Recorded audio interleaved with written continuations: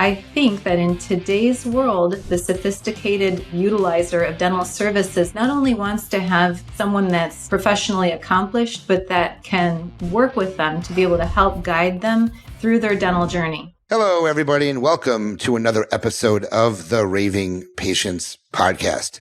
As you know, I'm your host, Dr. Len Tao. Hope everybody's having a wonderful day as you listen to this episode. As you know, I'm hosting an event in South Florida. It's called Supercharge Your Dental Practice. It's about a week away when this episode releases. So if you're late to the game and you want to attend, go check out superchargeyourdentalpractice.com. We have 18 speakers, 14 hours of CE, lots of fun right on the beach in Delray Beach, Florida. So superchargeyourdentalpractice.com. Use the code RAVING to save $100 on registration. So today's episode is called the Try Before You Buy Mindset. And my guest is Dr. Marilyn Sandor, who's a pediatric dentist in Naples, Florida. Marilyn, thank you so much for joining me today. Thank you so much for having me here today. I'm really excited about it. So Dr. Marilyn Sandor is a highly respected pediatric dentist based in Southwest Florida. With over 2 decades of experience in her field, she established Naples Pediatric Dentistry, a thriving private practice located in the picturesque community of Naples, Florida. Dr. Sandor is not only a skilled clinician, but also a successful business owner, author, and an active participant in her community. Dr. Sandor's innovative contributions to pediatric dentistry include the development of Zuby Prophy Angles, a groundbreaking invention that has inspired a creative line of products by Young Innovations. Driven by her passion for advancing dental care, she is the proud founder and CEO of GoodCheckup, a revolutionary teledentistry solution. This pioneering mobile-to-mobile platform with a patent-pending status empowers dentists globally to break free from the traditional care model, providing patients with the unparalleled convenience and easy access to dental care. With her extensive experience, entrepreneurial spirit, and dedication to improving oral health, Dr. Sandor is an esteemed pediatric dentist who continues to make a positive impact in her field. So, Marilyn, just to begin with, let's start off with what you're most focused on right now, which is GoodCheckup, and then we'll get to the other content. So can you expand on kind of what GoodCheckup is? GoodCheckup is a very easy to use virtual care solution that any dentist that wishes to avail themselves of this opportunity can just download it from the App Store or the Play Store and start offering virtual care right away. You can advertise to your patients. It's phone to phone. You don't need any other software. That's really good. So you don't need any other software. It's phone to phone. They just get going with it. So yes. Okay, perfect. Cyber secure. So let's now jump into some of the content we wanted to talk about. So, the name of the episode is the Try Before You Buy Mindset. So what do you mean by that when you say that? I feel that in today's world, people are pretty sophisticated. They even want to try their IKEA furniture in their own living room before they buy it. So when they're making a selection about who their provider might be, not only do they want to read about them online, look at their reviews, even see videos of them on their website in action, but to actually have a conversation to see if you're of a similar mindset or if you could just click for rapport. Because I think that in today's world, the sophisticated utilizer of dental services not only wants to have someone that's professionally accomplished, but that can work with them to be able to help guide them through their dental journey. What do you think are characteristics of today's dental consumers? Obviously, I'm a big proponent of online reviews. You mentioned it just now, that when they're looking to use something, they're always checking out the reviews. So I'm curious what you think are some of the characteristics of today's consumers. I think number one is that they're savvy and that they also want the information from the source. If it is all possible, they would like to have information direct from the source. Yes, they'll research, but they do want to talk with the person. And even though in today's world, you would think that people are very disconnected, everything's online, it's all through the phone. I do feel that today's dental consumer, this current generation, is interested in still making that human interaction after they've decided who they want to narrow down the selection to. So, it's interesting. Obviously, there are a lot of ways, COVID kind of changed the way we operate. COVID was, I think, really good in some cases, but really bad in other cases for businesses. One of the ways I think it was good is it opened up the opportunity for businesses in general. We're not talking about consumers here, but business in general to operate differently. So, Bird Eye, again, I'll use as an example, who I am employed by. Everybody was in an office. I mean, prior to COVID. Now everybody's virtual. Everything's done on Zoom. All meetings are done through Zoom. So do you feel that there is a still a need now? Obviously, during COVID, patients weren't coming in to the dentist at the time. I still remember I had patients come to the door to pick up their Invisalign trays, and we were doing literally consults where we would jump on FaceTime together, or we would use one of these apps that existed to basically communicate with them. So I can make sure their trays were fitting, but I basically handed them their trays through the mail slot in my office because we didn't want to be in the same room as anybody at that point. So do you think that has really changed the way consumers look at businesses now and how you communicate with these businesses? I think it's changed it in ways that you may not think of immediately. What you're describing is like the physical concern and maybe having the ability to be efficient. I think that it's changed in a different way. I feel that, number one, most people want to have the flexibility for the remote workforce.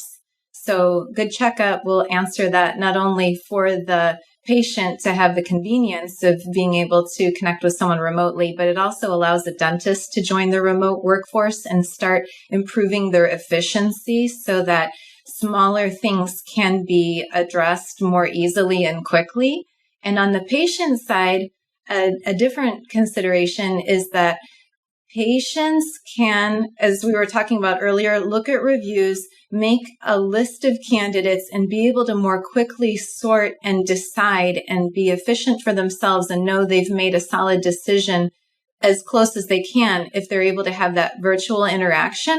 So I think that, again, going back to the furniture aspect of it, if you're able to narrow down your choice, and you're going to be so narrowed down, you're so close that you have that coffee table in your living room, when you go to the showroom to actually pick it up, or you actually have it then delivered to your house, you were like on the right path. So it's like created a new way of being efficient.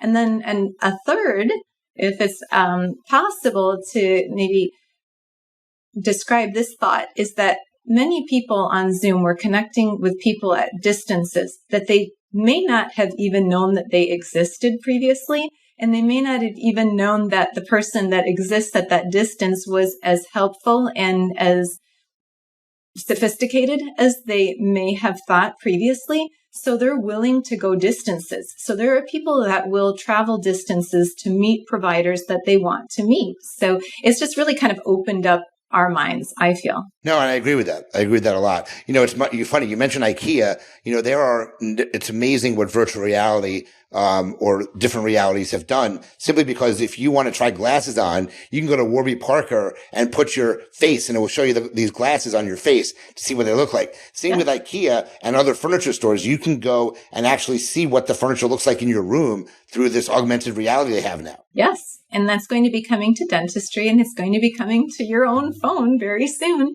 if not already, because when you're doing clear aligners, there are a lot of these technologies that are really going to be embraced. And so it's going to really open up a whole new world where people can connect much more easily, much more quickly.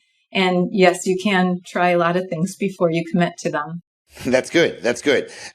So what is the appeal, do you think, of virtual care for patients? I know it's always been, a struggle. During COVID, I did it because it was a reality. But once things opened back up, I think I had one patient that requested a virtual consult, because you physically need to be in their place, in my opinion. So why is there an appeal of virtual care for patients? It all depends on what you're going to use the virtual care for. Let's say a number one appeal is, again, going back to the try before you buy. So for instance, in my advertisements locally, I'll offer the fact that I do have virtual consultations available. Just download the application. Boom. There are some people that immediately look at that and go, oh my gosh, yes, because I have a question. Or, oh my goodness, I really wanted to ask for a second opinion. I didn't know who to ask. Or, oh, this lady looks really nice. Look, honey, let's meet her first, like to meet the teacher. So there's the appeal there, as well as the emergent situation, as well as the follow-up that really, do you have to get all the PPE stuff out just for you to look at that and say, yeah, come back in a week.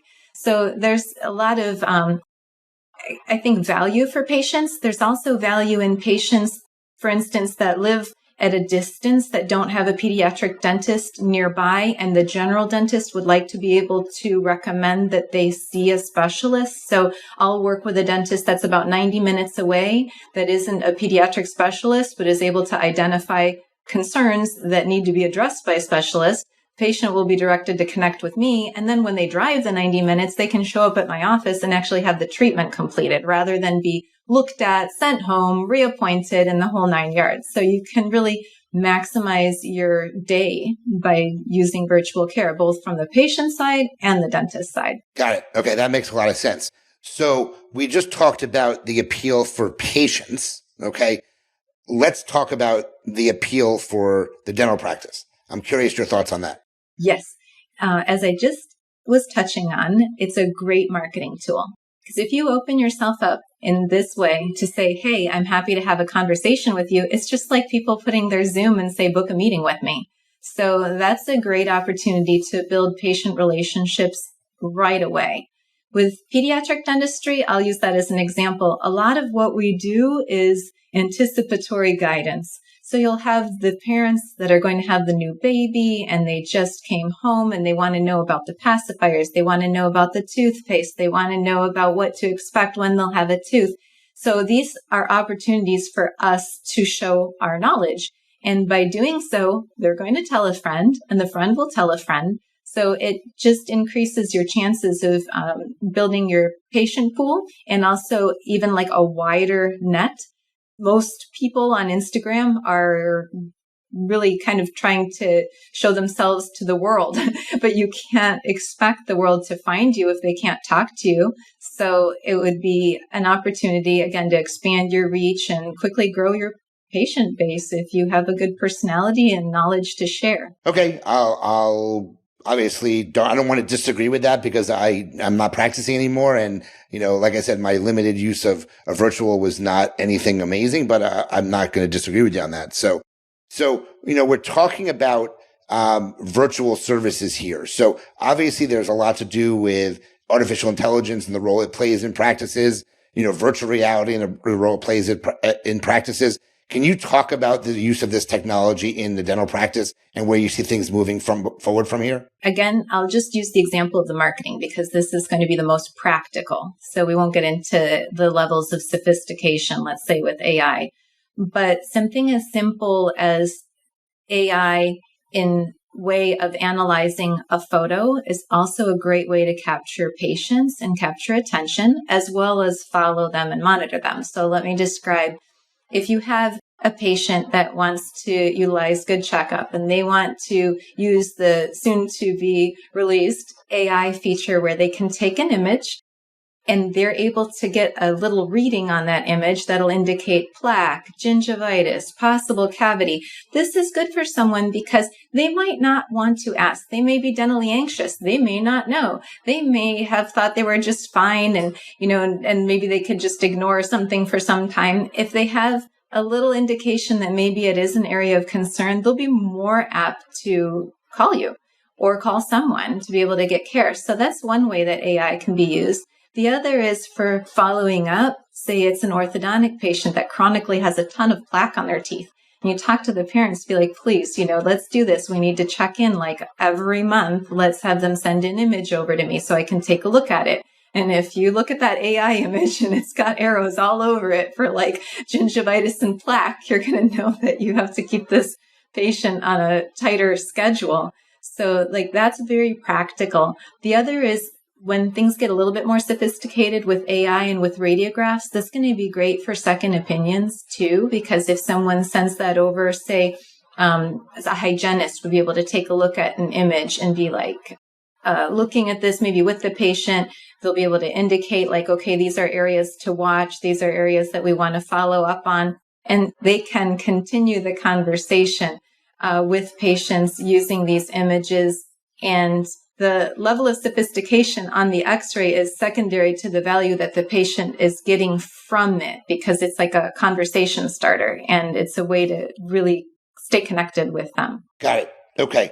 On the same note, I'm sure with artificial intelligence, the insurance companies are starting to use it as well. So they need to be able, I think you have to have the same kind of arsenal that they're going to have when you submit cases for approval and payment. So I'm a big fan of AI. I love a product called Pearl. I'm sure you know what it is. Yes. I was a big proponent of it. I think it's a great platform. And Yes. I talk about it when I talk about artificial intelligence. So I'm curious, how does a provider, a dentist, a practice know that they're a good fit for using virtual care?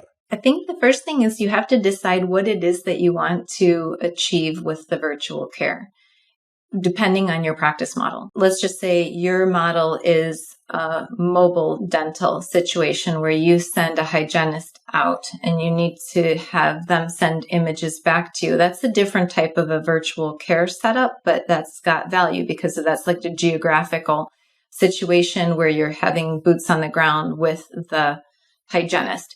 If you're trying to promote yourself locally, like I was describing earlier, and your personality is good and you really do like talking to patients, then I think virtual care can be really good for you.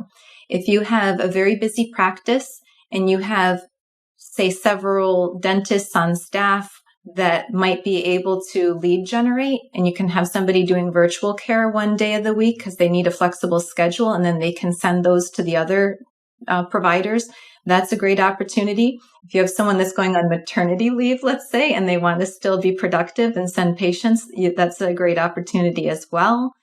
And again, you just have to decide what it is that you're trying to fit. But it's not really, are you a candidate for virtual care? It's more what virtual care can benefit you. Or what type of virtual care you want to actually provide. Because there's different forms of virtual care, obviously. So, in the time that we have left before we go into the lightning round Q&A, I want to talk about GoodCheckup. I want people to understand it. I know it's a newer product to the market and not a lot of people know what it is. So I know that you really didn't want to plug it, but I'm going to make you plug it here because I think it's important. You know, part of the reason why I have newer companies on the podcast is to provide information about that technology that they may not know even exists. So why don't you give a little bit of background about, go into a little bit more detail about GoodCheckup, what it does, why did you start it, kind of cover all those things. So the reason GoodCheckup came about is that I was trying to solve a problem that I had. My problem was that it was the pandemic. I was also frustrated with the fact that I felt my profession couldn't join the remote workforce, and yet I had valuable information to share. I personally was concerned initially, like very much so, because my youngest child is type 1 diabetic. So the underlying conditions thing was quite scary. And I searched online for different solutions, and the solutions just didn't really suit what I wanted to achieve because I wanted something similar to FaceTime, something that I could reassure people and be able to talk with people and give guidance and actually see an image and know what's happening. But I wanted to have it set in a way that suited myself as a pediatric dentist and as a parent. So I went down the path of development and I storyboarded everything out on paper, drew pictures, and just really kind of like worked on the flow so that not only can any pediatric dentist or any general dentist or any geriatric dentist download an application to be able to provide virtual care, you're able to set your hours. You're able to set your fees, and patients will be presented with the opportunity to express their concern and share images prior to you accepting that appointment. So when you receive the appointment request, you'll already know what is it about. You'll have the medical history, the dental history, so you can onboard a new patient. You'll be able to see the images so you can frame your thoughts. You'll know that the patient wanted to commit to this appointment because they've already gone ahead and put in their payment for whatever fee you're going to charge. And then when you have your visit with them, you're able to have a FaceTime with a Snapchat. You're able to annotate. You're able to chat. You're able to chart. And at the end, you can dictate your notes and write a prescription, e-prescribe. And so you don't have to go to your office and wonder, who was this person that I talked to over the weekend and what was it about? And oh my gosh, I really ought to sit down and write those notes up. So basically, it's meant to make life easy for both the dentist and the patient and hopefully make it better as well. Okay, I think that was a really good overview of what the platform is about. Is there anything else you wanted to cover before I go into the lightning round Q&A? I guess I just wanted to say that it's an app, and it is an app for the patient that they would download, and there's a different app for the dentist to download, and it is free to download.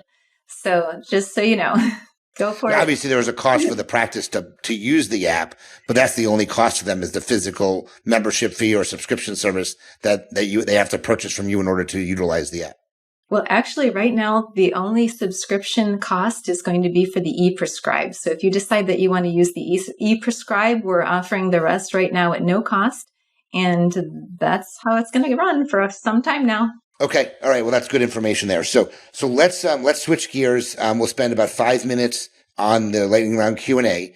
First one, what is one thing that doesn't add value to your life, but you still do it? I think probably watching videos on TikTok.